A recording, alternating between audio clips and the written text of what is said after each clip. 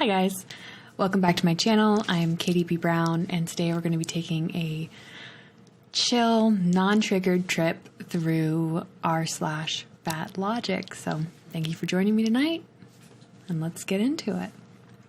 We're going to skip the positive ones because we all know we're not here for positive shit. Found on my Insta feed today. Hunger, fullness, appetite, and enjoyment signals provide a much more accurate monitor of your caloric and nutritional needs than calorie counting.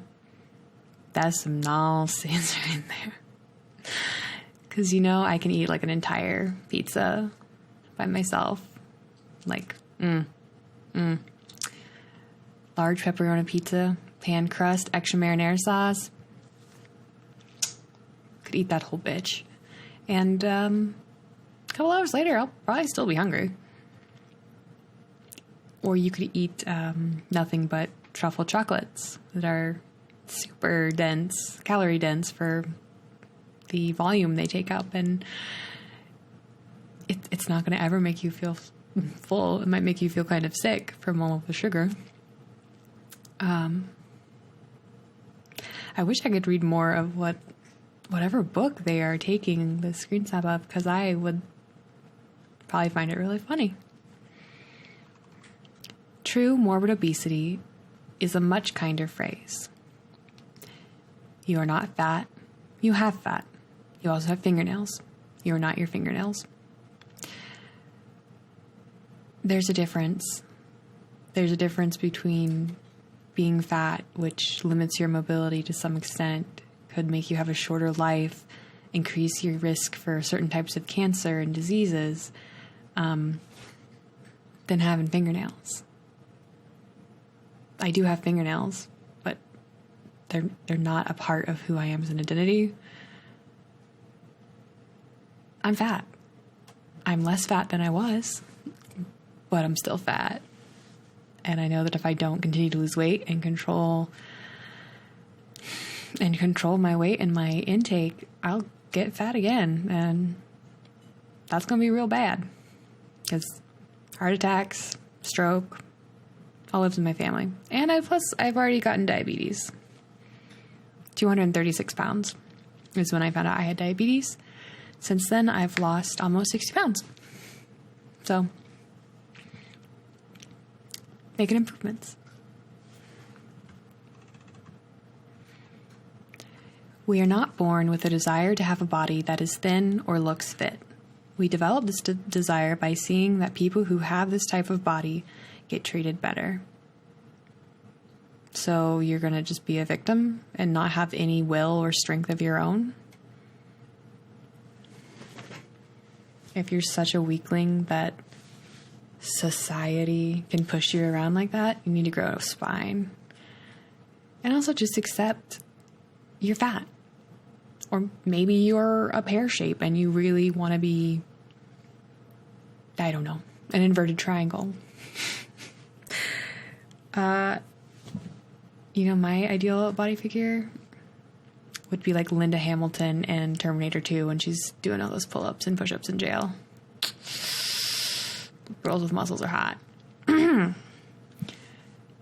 again, it's like if you're looking at people and, oh, that person is being nice to this person, it's because they're thin.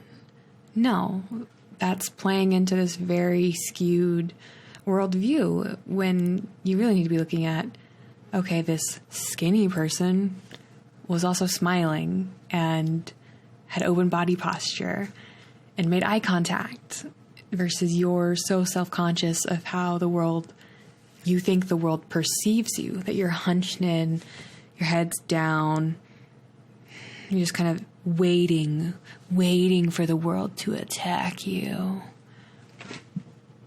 Grow a spine. Hi, kitty. You want to come up and sit in my lap? Yeah? You want to come sit in Mama's lap? She's thinking about it.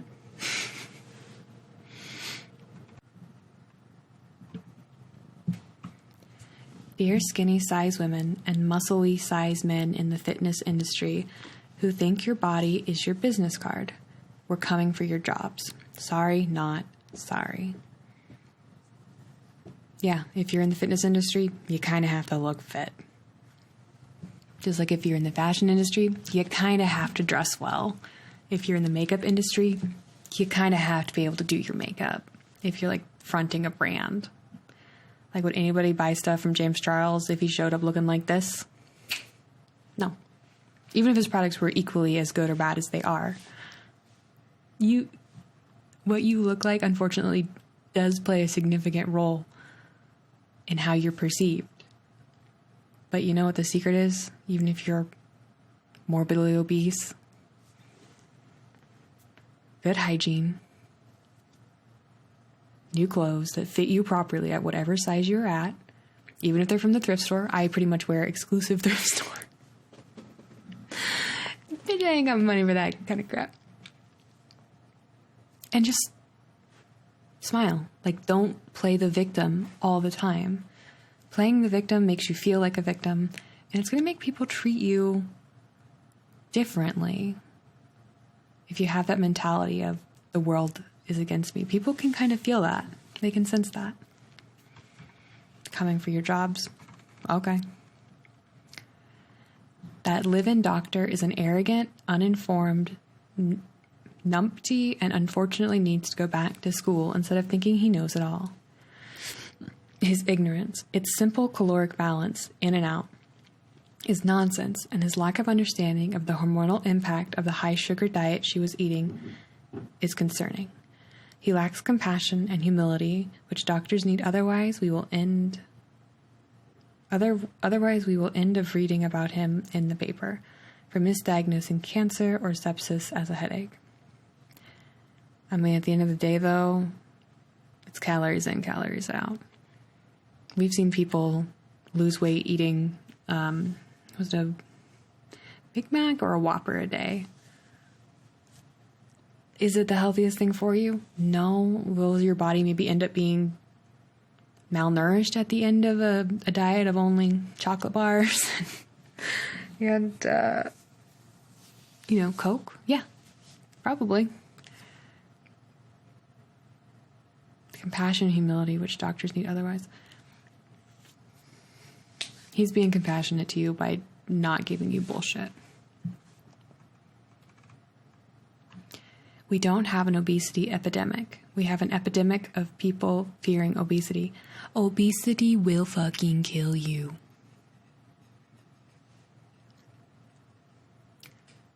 We should all be afraid of obesity. Not just for your own personal health, like you being personally afraid of becoming obese because what it'll do to your body, to your knees, to your heart, to your insulin production or resistance, but also the fact that we're going to be paying as a society, as a country, I should say, for the obese, morbidly obese, and the super morbidly obese through our healthcare. And the thing is, they make costs go up for everybody because they're more likely to get sick, they're more likely to stay sicker longer, and they're at a much higher risk for contracting different diseases and different cancers. It's absolutely an epidemic that's culturally driven, and stuff like this is absolutely contributing to it. Because if you don't, it's one more layer you have to unpack later when you wake up. Not only do you have your own denial about being as fat as you are, in my case, but you also have to dig past the layer of, well, everybody else thinks I'm perfect the way I am. And that can be difficult to unpack. I was into the whole body positivity, like this is my size 20, 22 body. These are my, these are my rolls, these are my boobs. You can't make me feel ashamed. And then I realized that it's just to sell you stuff. It's not real. It's not real. It's literally just to sell you stuff. Hey, I understand that we all live in a fat-phobic and misogynistic society, and that women are taught to disparage our own bodies from day one and nitpick ourselves literally to death. But I need thin people with those body feelings to take it to therapy and recognize that by saying mean things about how fat they are, they're expressing their horror at the idea that they might look anything like someone like me. That should be your wake-up call. If you feel insulted when other people don't want to look like you should be upset. And it should be a wake-up call. Because you know that you are not healthy. You know that you're doing something that isn't good for your body. And yeah, you've pushed yourself to the fringe of a societal norm. And yeah, women and men, I would say probably a little bit more women, we are nitpicking ourselves to death. And if you take that energy out with you in the day or to the mirror with you, you're always going to be able to find something you do not like. And I thoroughly believe that that is the same case for thin people, fit people, chubby people, overweight people, obese, etc.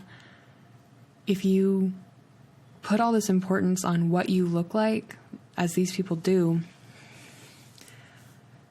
and then you go looking for reasons to hate yourself, they're easy to find.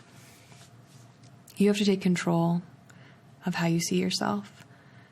This doesn't apply, obviously, to people who have body dysmorphia, where you look in the mirror and you might see someone who is much skinnier or much heavier. But you have to fight back against the conditioning that you receive through commercials and media and all this. Because at the end of the day, if you're not strong enough to have your own mental will and to say, I know that's not reality. It's airbrushed. It's digitally enhanced. That's not what real people look like. This is what I look like. This is who I am. I have to accept it. And if you don't accept it, wear makeup. Get plastic surgery. Don't let yourself die early from obesity. I think weight stuff is confusing because body weight, while pretty stable over long periods of time, can also shift around. It's not impossible or even uncommon for weight to shift downwards at times. What's nearly impossible is intentionally making this happen long term. False. This is another mindset of, it's outside of my control. I don't have to be responsible. I don't have to take personal responsibility for the choices that I make with my body and my health. Fat people are told time and time again that we are about to contract diabetes. And if we do, then it means that immediately our eyeballs will fall out, our legs will need to be removed, and we will fall into a coma and die. Perhaps we will catch diabetes from spending too much time with other fats or eating a Twinkie. Who knows? But we better be really fucking afraid of it. The truth that the way we talk about type 2 diabetes is so goddamn harming and stigmatizing. If a fat person does get type 2 diabetes, then the amount of pain that diagnosis carries can be tremendous. All of the I told you so's from fat haters swirling around their heads. The truth is that fat and thin people can get type 2 diabetes. A massive risk factor is genetics. Some people of color are at higher risk, and so are those with PCOS. Diabetes is not caused by eating too much sugar. You are not at fault for your diagnosis. So if you've been watching my channel, you know that I have type 2 diabetes. I was diagnosed last year on January 19th, so we're coming up on the 1-year mark. And I was 236 pounds. And I'm 5'7", so definitely obese. Medically obese. I was around a size 20 to 22. And yeah, when I first saw the lab results, they were published first before the doctor actually told me, and I saw my sugar was not just a little elevated, but extremely elevated. I Googled that shit, and right there, I mean, I started crying. But you know what never happened to me? No one in the year that I have been diagnosed, and I absolutely am not shy about telling people if it comes up or if they ask.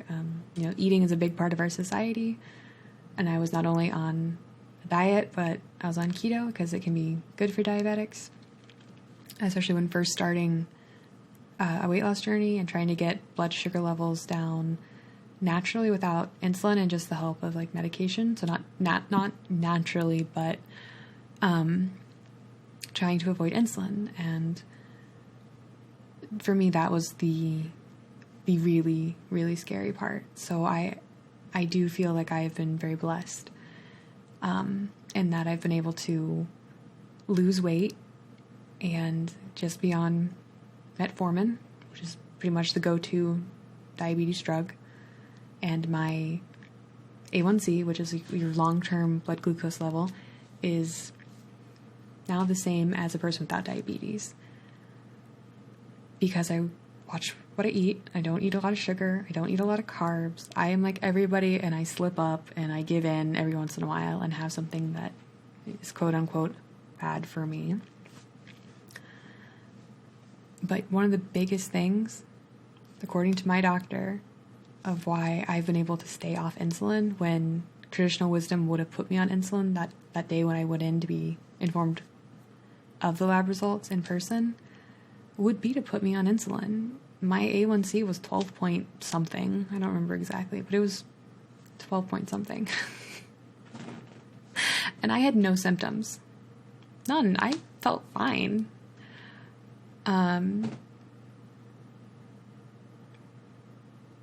Yeah. And the whole year, I felt fine, and she pretty much gave me 3 months to, she put me on medication, of course.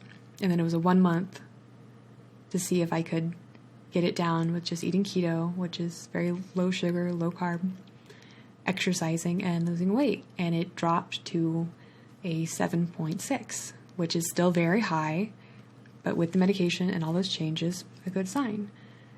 The more I lost weight, eating the exact same keto diet, not changing my medication, just losing another 20 pounds, I was able to quit one of my medications because I didn't have all this insulin resistance from adipose tissue, which is what fat tissue is. And it can really play a part in insulin resistance, which is what a big part of diabetes is, as far as I know. Of course, I'm not an expert. I just was trying to research this condition I now had, and and all the year, talking about it on my YouTube channel, talking about it at work, talking about it with friends, families. No one has once ever said, "I told you so." No one has ever been gleeful at my diagnosis. No one has even said anything mean at all. It's all been sympathetic and really encouraging from literally everyone. From my parents to my coworkers. And a lot of the comments started off with, "Wow, you're really doing it. Like, I can tell you've lost weight. Like, that's awesome. You're doing it." And some of the body positivity people would be horrified that how dare my coworker, who I'm friends with, say, "Hey, you look like you've lost weight today. Oh, you're tucking your shirt in instead of hiding behind really billowy clothes. I can tell." And I was proud.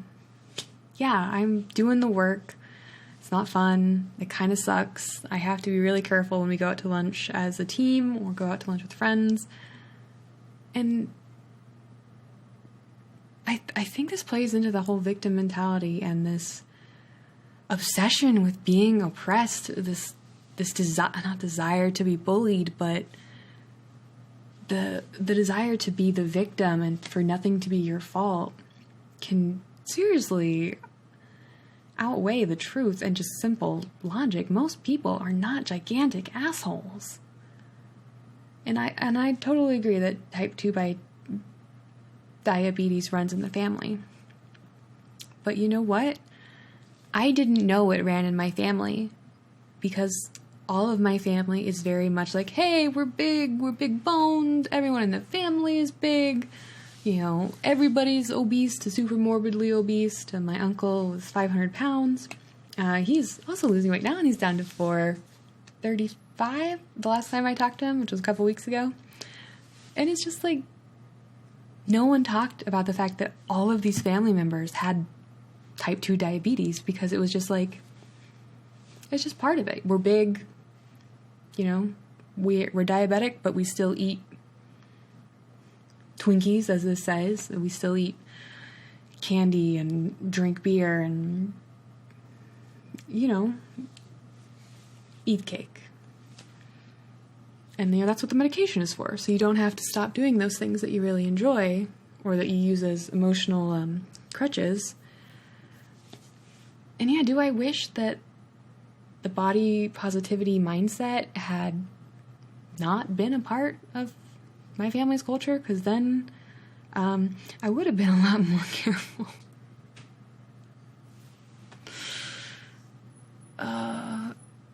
And it sucks having to deal with the reality of what you've done to your body. Because it's not... Okay, maybe for some people. For me, and I think a lot of people... Yeah, you may not get diabetes just because you eat poorly, but it increases your chances a lot. A lot. And I do think that if I had been at a healthy weight and had been fit and eating right, I probably would have still had some insulin resistance, but I would never know or never be diabetic because my healthy lifestyle would have limited blood sugar spikes and everything along with it. There's a sense of grieving when you first find out. And for me, there was a lot of guilt because I took personal responsibility for what I'd done. But if you believe that diabetes, like everything else, is just out to get you because you're fat,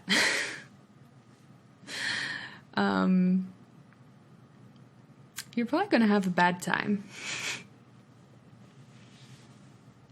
So, is there a direct causation relationship between eating sugar and diabetes? I don't know.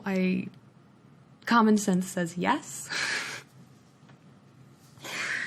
Does it also super suck to have to deal with the emotions that come along with finding out you are? Yeah, but do you want to, like, have all your limbs when you're 80? Do you want to have your eyesight when you're 80?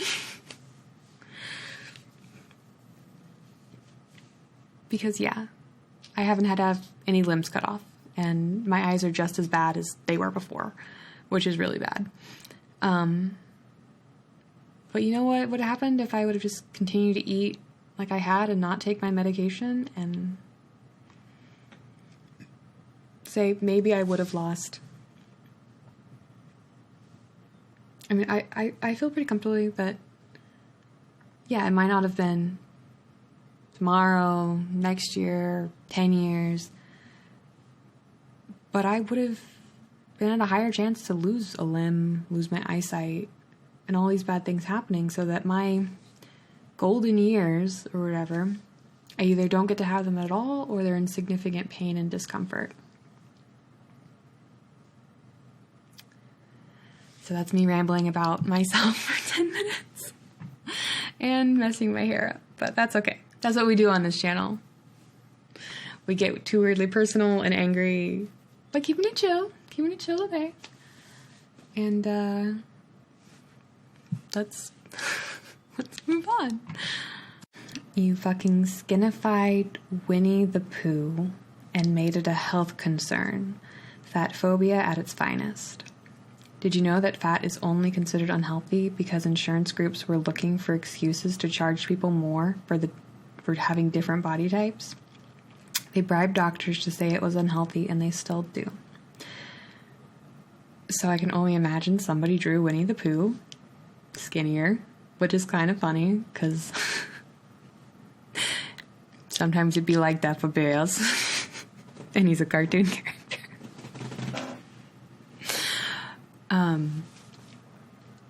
But this is one of the oldest lies in the book. These people tell themselves to feel better about themselves because they're weak.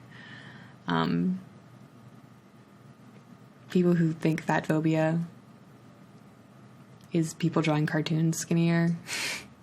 You know what? The whole fat positive movement, they're weak. They're weak people. And it's not hard to tell who's healthier if you've got,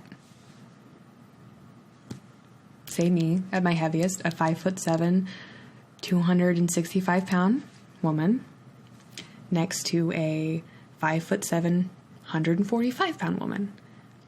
145 is pretty much smack in the middle of the normal range for my height and my age. And you can just look at them and say, which one is healthier? Which one can walk for a mile at a moderate pace and not be out of breath? Which one can bend down and tie their shoes easily?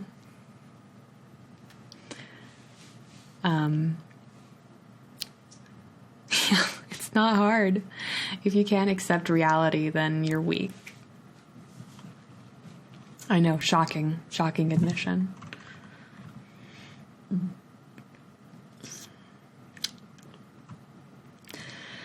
One, I hate the design of this. It hurts my eyes. It hurts my brain. I did not sign up to be assaulted by bad graphic design. But it happened, so we'll move through the experience together.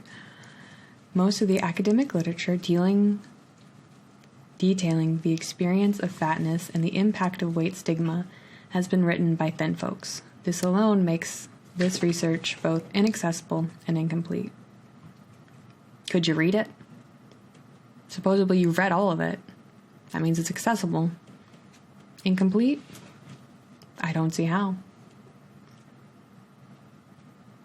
Maybe, well, weight stigma is a little bit different than the impact weight has on you. But still, I mean, you can look at statistics about, accurate diagnosing between people of an average size and heavier size. And at a glance, it does look like, oh, fat people aren't diagnosed as correctly, they aren't taken as seriously. And then you have to consider all the complications that being fat brings to the table that can make a diagnosis much harder to give. Are you having a lung problem and can't breathe, or are you being crushed by the weight of fat on your chest? It's harder to diagnose fat people because we have side effects from being fat. If you can't deal with that, you're weak. Repeat after me. Gaining back the weight I lost is not my fault. It absolutely is your fault. Even if you are in a hospital bed and cannot move, you can eat correctly, stay hydrated, and not gain weight. You can even lose weight. This is the type of stuff that I would like to believe. I would like to. You know who gained back 5 pounds over the holiday season in a depressive episode? Me. Do I take full responsibility for my poor eating choices? Yeah. It's my fault. I did this to myself. It was my fault that I gained it. I stopped doing what I should do. There's no ifs, ands, or buts about it. It's your fault. It's my fault. You have to be realistic about things. Okay, whoever keeps making these posts that are a horrible background pattern of neon flowers and then bright pink and neon green blocks with blue text in them, I'm going to need them to stop. I haven't even read what they posted, but I'm going to need them to stop. Things I wish I could go back and say to my eating disorder treatment providers. It is totally okay for fat bodies to get bigger when in recovery. I'm going to need a source for that. My fat body was never meant to be the size my eating disorder wanted it to be. Please don't collude with and reinforce the eating disorder by commenting on and being concerned about the fact that my weight continued to trend upwards.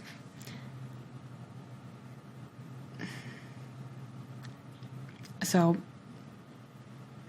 this is mind-boggling. If you have BED, binge eating disorder, you have to take some responsibility. And if you do have BED or any eating disorder, see a doctor, see a dietitian, see a therapist. Maybe see a therapist at the same time as seeing all the other people, because I feel like a lot of this stuff is just maladaptive coping behaviors. And I'm trying to think of a good analogy for this, other than like you're trying to stop smoking. So you go from 1 pack a day to 10 packs a day and say, oh, I'm in recovery. It's okay. If you're, I don't know, man, this is some next level delusion.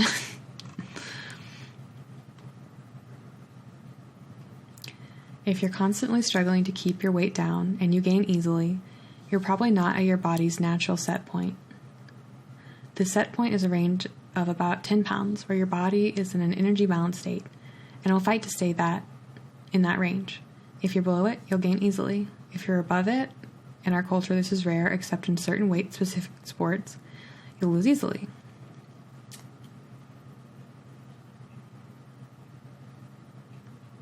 So who here is dumb and believes this?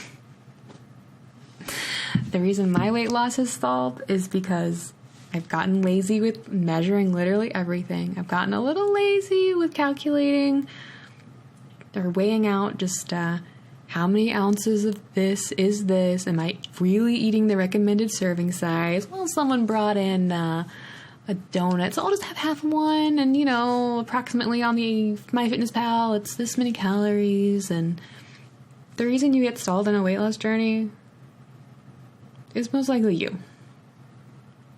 It's most likely you've loosened the rules and you haven't adjusted your caloric intake as you lost weight. My kind of not ideal, what is it? My base metabolic rate at my heaviest was like 1,800? I don't know. It was just like a year ago, so I don't entirely remember. I could look it up on MyFitnessPal, but I don't see why I would bother.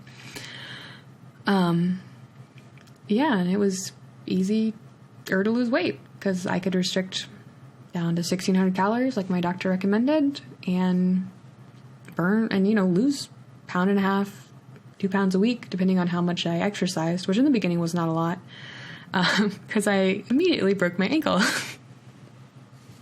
I broke my ankle in February. So most exercise was kind of out of the window. It's not a set point.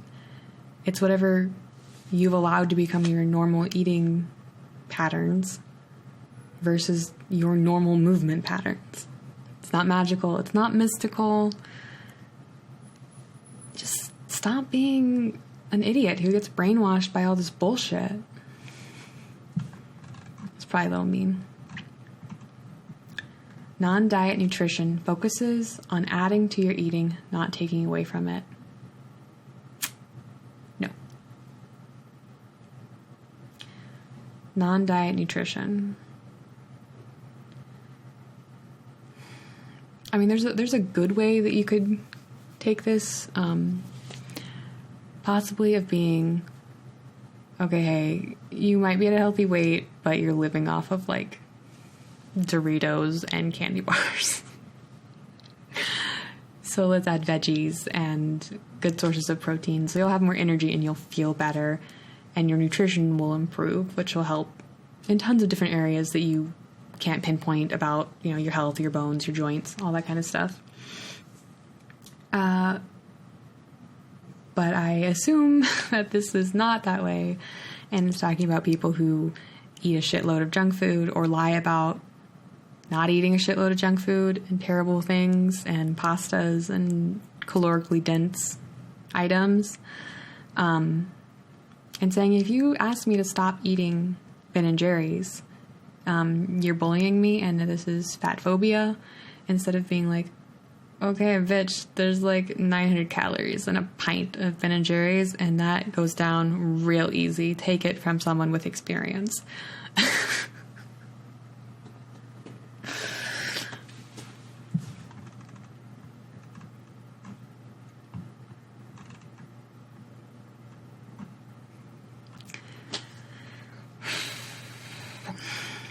When you're satisfied with the fat person you've drawn, make them bigger. If infinifats? Oh, infinitely fat. That's not a good look. That's not a good word. That sounds really cruel. That sounds really mean. I don't think you should call people that. That doesn't seem nice. But infinifats in particular are left out of art, also by people who regularly draw fat bodies. You know why they're not in art a lot? Because they're extremely rare. It's just, this is such insanity to me. But we're staying chill. I'm not getting ragey. Staying chill, I'm fucking my hair up. Whenever I see super fit people, concern trolling fat people, all I hear is, I work really hard to look like this and still don't love my body, so you don't get to look like that and love your body. I'm sure there are trolls out there. There's trolls in every corner of society, no matter what fan club you're a part of or anything. There's trolls. You just have to accept it. I'm also sure lots of those people who you think are concerned trolling are actually concerned.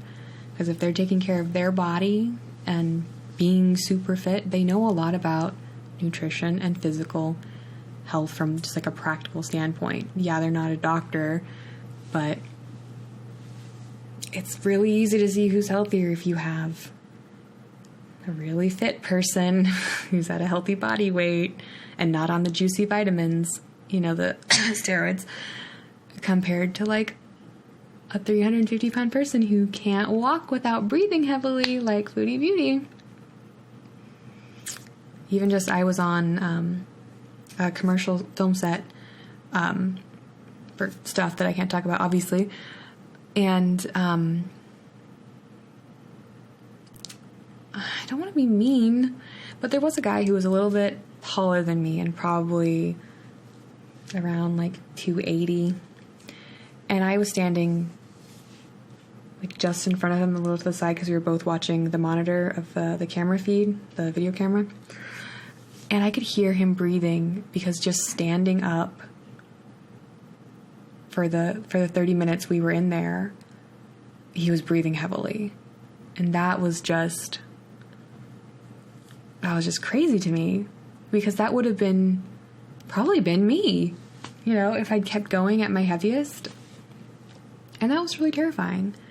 And then the other thing, which is really mean, I don't want to be mean, but it's a true observation. Like, I don't want it to be mean, but, you know, he had a shaved head, like all the way shaved, and you could see like when you get like that hot dog roll in the back of fat that I see it more on guys because guys shave their head. I'm sure when I was at my heaviest, I had one too, but they get like that weird hot dog shape wrinkle bulge. And there was another point where he was standing in front of me and I was standing a little bit back into the side, and he looked down so that crease expanded and you could see hair growth. Like probably half an inch of hair was in there that he hadn't been able to get when he shaved or had his head shaved. And when he bent down, that fat fold that looked like just like a crease, like a hard crease, opened up, and there was all this hair. And it was fascinating in a horrible way, but I couldn't stop looking at it because he had like one hot dog roll here and like a smaller one here, and in both of the creases there was hair. And I was thinking about how How you would never think about, like, just how many extra creases and folds being even just mildly obese can give you, where things can go unnoticed. Like, you think you would notice that you had hair growing in there. And then you look at people like Amberlynn Reed, who has significant folds, not trying to be mean, but significant rolls, folds, the belly apron, where it's skin on skin all day. And you think about what could be growing in there that she is totally unaware of. Just like this guy was totally unaware of that he had hair growing in his folds, because, you know, when you reach back and run your hand over it, the hair is buried in the fold, the crease. And just the danger of that alone, of having extra fat folds, and what could be growing in there that you might not feel if you just were like wiping yourself down with soap and not like literally, you know, I got one, you know, I'm still overweight, I'm still fat. And, you know, if back when I was really fat, if I didn't lift up that back fat and get in that crease, like, what could have been growing there, even though it seemed like it would be fine. So, yeah, man, shit's fucked up.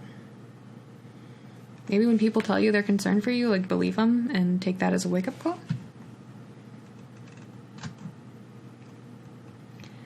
If you're going to excitedly tell me your weight loss story, please don't. I'm going to equally excitedly tell you my weight gain story. I'm so sick and tired of how diet culture lauds weight loss stories and assumes everyone wants to hear them. They don't. And they are always told as some great accomplishment. They aren't. The truth is that allowing our bodies to gain weight takes far more courage in a fat-phobic world than losing weight does. Bitch. You're a damn idiot. There's a huge difference between eating whatever the fuck you want, as much as you want, and gaining weight through a type of reckless hedonism than having to take control of your life and be methodical about your eating regimen, your eating diet. It takes a lot of work to not eat out all the time, because you have to literally cook your food. It takes a lot of work to say no to the cookies your coworker brought in, or when it's your birthday, to not have a cheat night where you consume 6,000 calories between a huge dinner, a huge dessert, and alcohol.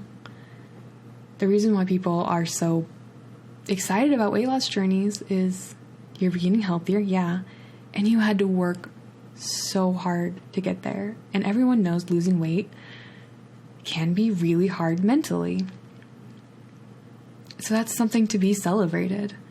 Hey, you worked really hard and you met your goal. That's awesome. Versus you debased yourself by consuming thousands and thousands and thousands of extra calories, stuffing it in.